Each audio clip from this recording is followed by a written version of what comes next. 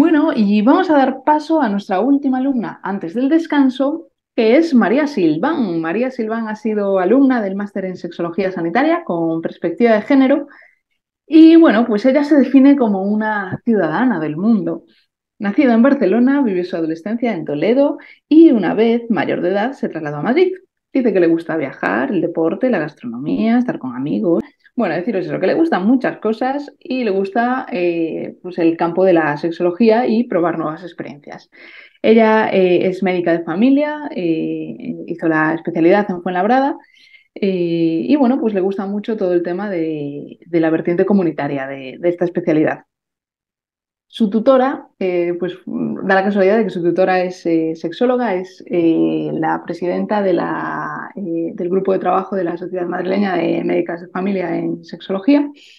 Y bueno, pues aprovechando esa situación, yo creo que Elvira Rubio también habrá sido un detonante importante para que, bueno, pues decidiese hacer este trabajo que se titula Cambio en la sexualidad en relación al tratamiento de cáncer de mama Muchísimas metastásico. gracias.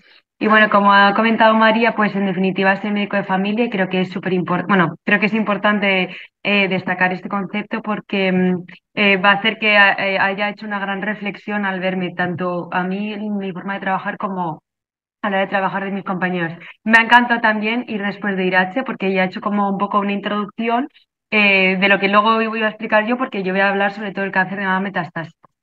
Entonces, lo primero de todo, me gustaría decir que todo esto viene a raíz de un capítulo que vi de la serie Las de la última de la fila, que consistía en que eran un grupo de amigas y una de ellas pues estaba diagnosticada de cáncer. Bueno, como solo vi un capítulo, tampoco me enteré mucho, pero lo importante era que era un grupo de amigas, que una de ellas tenía cáncer y se cortaba el pelo. Entonces, el resto de amigas se cortaban el pelo. Entonces, en el momento de cortarse el pelo, todas ellas se veía la magnitud de lo que significaba para ellas un simple cambio estético, simple, pero que al final tiene una repercusión social y luego se fueron como un poco de despedida de fiesta y cómo podía cambiar la forma de interaccionar con el resto, ¿no? De, porque ya se el pelo así, qué es lo que te ha pasado, pues entonces dije, jo, yo que soy médico, que es verdad que siendo atención primaria, que los ves a los pacientes en 5 minutos, no me había llegado a plantear lo que podría significar en su día a día de los pacientes,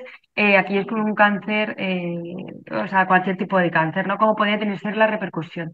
Entonces empecé a valorar un poco, pues, al final, qué era la sexualidad humana, en realidad, porque al final, como comentamos, ¿no? Que son sexo, identidades, papeles de género, que indica placer, indica intimidad, o sea, es que son tantas cosas.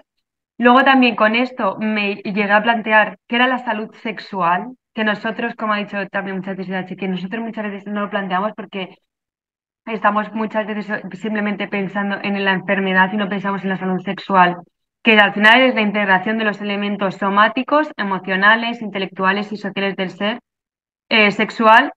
Y luego también me planteé en nuestro sistema sanitario, porque el sistema sanitario lo que debería es atender las necesidades, ¿no? Por una estructura guiada, por una legislación con unos medios materiales y humanos, que en nuestro caso, nuestro sistema sanitario pues tiene esas carencias de salud sexual.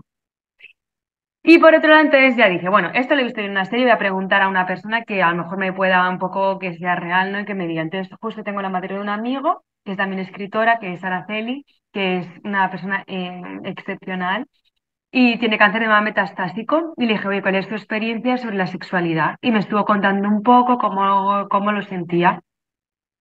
Y bueno, luego os cuento qué pasó a raíz de hablar con ella.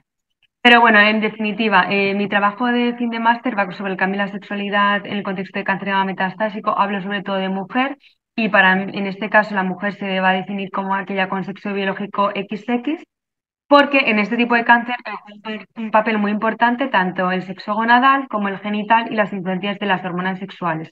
De hecho, el 99% de las personas que tienen cáncer de mama son mujeres.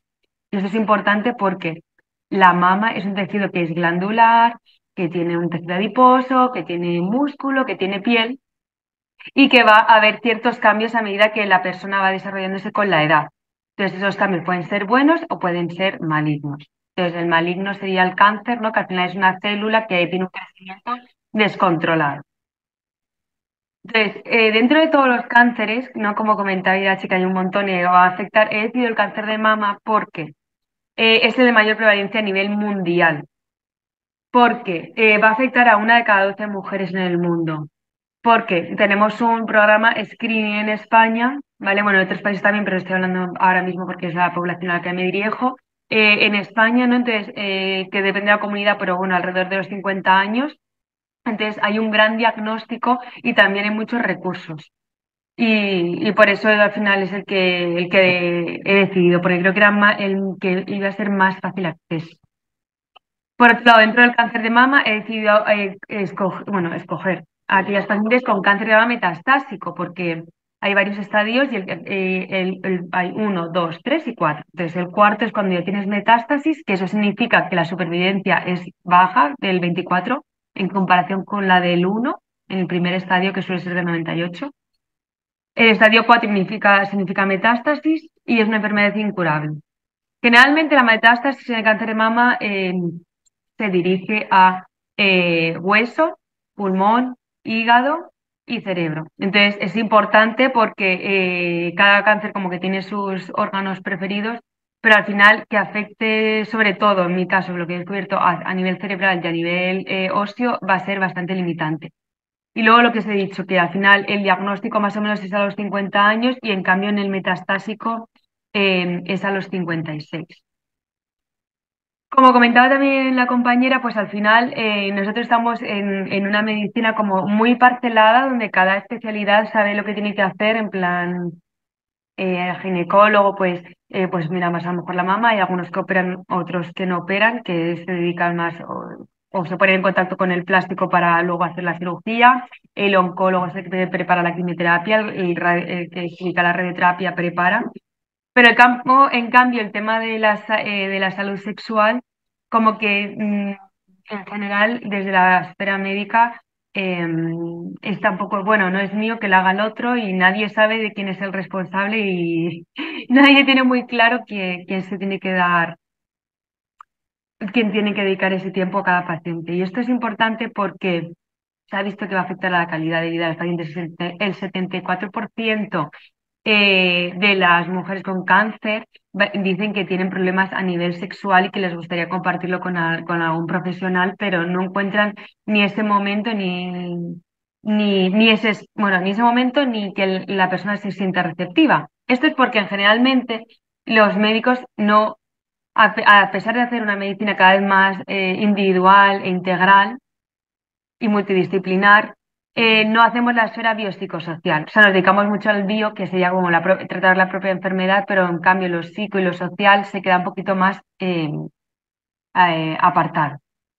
Entonces, por eso, por favor, lo que quería y sobre todo reivindicar es que al final que es un derecho humano tener una buena salud sexual y que los profesionales de la salud deberíamos intentar acercarnos e informarnos y formarnos, igual que lo hacemos en otras esferas, pues también en la salud sexual. Porque esto va a tener, estos tipos de tratamientos a nivel oncológico van a ser de por vida, ya sea los primarios que van a ser cirugía, quimioterapia, radioterapia, como los posteriores en relación con la hormonoterapia, psicológicos, sociales, como hemos comentado. Entonces, mi objetivo principal, como pongo aquí, pues es, en definitiva, el objetivo general del programa es que las mujeres con cáncer de mama metastásico que estén recibiendo tratamiento, porque como es metastásico, es incurable, eso entonces es bastante largo, y como consecuencia de este hayan sufrido un deterioro de su sexualidad, adquieran conocimientos y habilidades para que aprendan a conocerse, a adaptarse y expresarse con satisfacción por su sexualidad y se reparen frente a situaciones que no desean. O sea, mi objetivo principal era que ellas tuvieran mejor calidad. Secundario, pues ver qué información le habían dado los profesionales.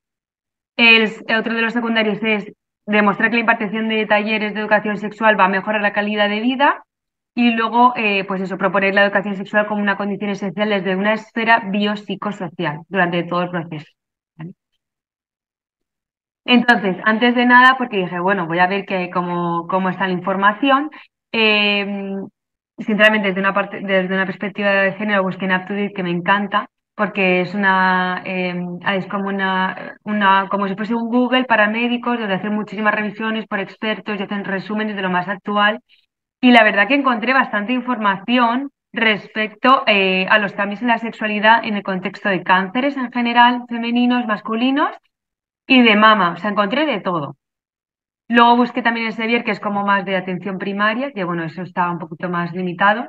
Y luego también pregunté a algunas compañeras, entre ellas está, por ejemplo, Clara, que también está aquí, pues algunos libros para yo entender un poco mejor la sexualidad, no desde una perspectiva tan médica. Me gustó mucho leer La brecha orgásmica para entender las desigualdades que hay entre parejas heterosexuales, homosexuales, los diferentes roles que se espera de ti. Luego también me leí Sin reglas porque yo no tengo la menopausia, entonces había comentarios que me hacían las voluntarias, bueno, luego os contaré, que yo no llegaba a entender qué me estaban contando. Entonces, o sea, no llegaba a empatizar. Entonces dije, voy a leerme este libro que es muy bonito, que es una sexóloga que es genial. Entonces hace como entrevistas a diferentes mujeres y pone literal lo que ellas sienten. Entonces, al leer varias mujeres, lo pude comprender mejor. Que es verdad que os digo, pues soy médico de atención primaria, porque al final muchas veces en la consulta te cuentan, pero no describen tan bien como en este caso. Y luego también me gusta Hablemos de Vaginas, que es una ginecóloga que hace también un poco un recorrido de la mujer desde que es pequeña hasta que es mayor y luego un poco de crítica sobre el sistema sanitario de salud que es el nuestro. Entonces, con eso ya me hice un poco una idea de todo. Entonces, hablé con Araceli y le dije, oye, Araceli, ¿qué te parece que estoy pensando en hacer un grupo? em, para intentar impartir unos cursos de educación sexual? No sé si tus compañeras de la Asociación de Cáncer Metastásico estarían interesadas. Bueno, pues al final reuní por WhatsApp un grupo de 25 voluntarias alrededor de 50, 60 años. Es verdad que intentamos que fuese presencial, pero es que eran mujeres, que no lo había comentado antes, que tienen entre 50 y 60 años, por lo tanto, son mujeres que a nivel laboral, pues algunas están ahí que sí que no trabajan o que tienen algunos trabajitos pequeños, que tienen hijos, que tienen familia, que tienen que cuidar a sus propios padres también. O sea, unas vidas súper complejas que al final ellas tampoco tenían recursos físicos de local, entonces al final hicimos todo online. Y entonces lo que al final decidí fue en diciembre hacer como una pequeña encuesta para ver pues cómo eran el tipo de pacientes y qué preocupaciones tenía. Luego en abril la primera sesión sobre sexualidad y belleza para ver un poco y repasar los conceptos. La sesión 2 erotismo y pareja o parejas, porque bueno, puede haber, no solo son monogamias. Y luego en junio pues menopausia y respuesta sexual. Y luego ya en julio para cerrar, porque escribí en junio, perdón, para cerrar pues un poco la evaluación final. Y luego en julio y agosto estuve un poco redactando. Entonces, de la evaluación inicial, lo que más me sorprendió fue, bueno, aquí viene un poco todo, pero como os comentaba antes, más información, ellas querían todas querían más información sobre sexualidad, les gustaría compartir con algún profesional sus dudas y algún profesional les explicó las consecuencias del tratamiento, pues solo a tres. Entonces, esto es importante para mí porque hay bibliografía en UpToDate que pueden acceder todos los médicos y saber cuáles son las consecuencias y explicar. Luego, por otro lado, aquí queda clarísimo el cáncer de próstata. Yo es que he tenido varios pacientes, entonces yo a próstata también les pregunté, oye, ¿se te informó sobre los cambios que van a aparecer de disfunción en el pene? Sí, sí, a mí me quedó clarísimo, pero y claro, yo digo, ¿por qué hay esta desigualdad entre hombres y mujeres con el cáncer? Entonces, está claro que hay bibliografía que se saben que se pueden trabajar ciertos puntos y aquí no se quiso dedicar ese tiempo. Entonces, la primera sesión fue sexualidad y belleza. De las 25 acudieron 12, por lo que os digo, las vidas súper complejas. Estuvimos hablando un poquito de todo. eh, y fue muy interesante porque ellas relacionaban la mama no desde una esfera sexual, sino más bien como un poco de como bloqueo de esa zona porque habían tenido mucho dolor, pero también tampoco la tenían tan erotizada como a lo mejor yo pensaba porque lo relacionaba mucho con la lactancia materna. Entonces, como que ellas hablaban más de deseo, de caricias, pero la mama no era una de sus principales preocupaciones a la hora de las relaciones sexuales. Entonces hablamos pues y compartimos pues todos los cambios que había habido en el cuerpo y toda la presión social, no como se había visto en las series, que de los cánones de belleza, de cómo varía el cuerpo, con el tema de también la menopausia, la pornografía, o sea, hablamos un poco de todo lo que se espera de una mujer y lo que al final es la vida real y de lo que se está ajustando. Entonces, al ser 12 fue como, y tener diferentes metástasis con diferentes tratamientos, que algunas estaban con corticoides, están como muy, un poco excitadas, entonces fue un poco difícil al final manejar la situación, pero es verdad que se creó un ambiente en todas las sesiones súper bonito. Y al final de esta sesión se planteó hacer un mapa erótico para la siguiente sesión. Entonces, la siguiente sesión fue erotismo y pareja o parejas, y compartieron, en esta sesión ya fueron 6. Entonces fue muy bonito porque me di cuenta que con menos hay más respeto de la palabra, podían compartir, había más intimidad. Y, estuvo muy bien porque hablaron de que muchas querían ser lesbianas, cuando ya casi todas eran heterosexuales. Entonces yo aquí les hablé de los modelos sexuales. Digo, a ver si lo que en realidad es que queréis un modelo sexual femenino. Y entonces desarrollamos el concepto de, ¿os gustan las mujeres o vosotros queréis un modelo sexual femenino? Entonces hubo un debate y en realidad luego se dieron cuenta que ellas querían un modelo sexual femenino porque describían en plan, es que yo quiero que me toquen despacio, decían todo el rato así. Y de hecho, con el mapa erótico, como dice uno dijo, pero luego después de esto, ¿qué va a pasar? Y dice, en plan, a ver, es un mapa erótico, entonces ya se verá. Pero bueno, que creo que al ser menos compartimos más y con eso también ciertos recursos con productos naturales que se podían utilizar en diferentes zonas, ¿no? Del cuerpo, de juguetitos, de otras prácticas, y con eso propuse una caja de experiencias que podían hacer para la siguiente sesión. Entonces la siguiente sesión, que para mí fue la más dura, pues eso, no todas tuvieron tiempo para hacer la caja y tal, que todos los ejercicios se pueden hacer de manera individual o con pareja. Fue la más dura esta sesión porque ya como fue un poco de cierre, ya había como mucha complicidad, cada uno ya se notaba como más libre a la hora de hablar. Y es verdad que la menopausia, hablamos del concepto porque la menopausia generalmente la mujer está preparada durante un año, ¿no? Para hacer esa transición, pero en este tipo de mujeres es una menopausia muy rápida, que ellas tampoco están muy mentalizadas, son un montón de cambios y sobre todo describían todo como dolor, muchísimo dolor. Por eso he querido también poner esta foto porque no estaban preparadas psicológicamente para estos cambios, ¿no? Que la sociedad también pues espera de ti como, bueno, la menopausia ya se ha terminado, ya como sexualmente, pues ya tiene la menopausia, pues se termina para ti, todos los cambios psicológicos, también óseos, entonces como que ellas transmitieron mucho sus sentimientos en esta última sesión. Y luego también hablamos del deseo, de pues eso, estar psicológicamente preparada. Y propuse las gafas eróticas para la siguiente sesión. Entonces, la evaluación final, lo que más insistió y lo que más vi que la gente pedía era que se hiciese de forma presencial, aunque lo que os digo, como cada una vivía en una punta de Madrid y no teníamos un local para poder juntarnos, me pareció bastante complicado. Pero lo que más me gustó fue poder ver que había mejorado la relación consigo mismas.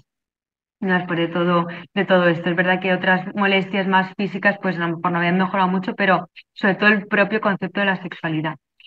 Entonces, como conclusiones, quería decir que hay evidencia científica de que va a haber cambios como consecuencia del tratamiento, que creo que deberíamos, desde médicos, enfermeras, o bueno, como crear como una asociación o preparar a la paciente psicológicamente para los cambios en la sexualidad que van a ocurrir en consecuencia del tratamiento y que para ello debemos dar una salud sexual desde una esfera biopsicosocial.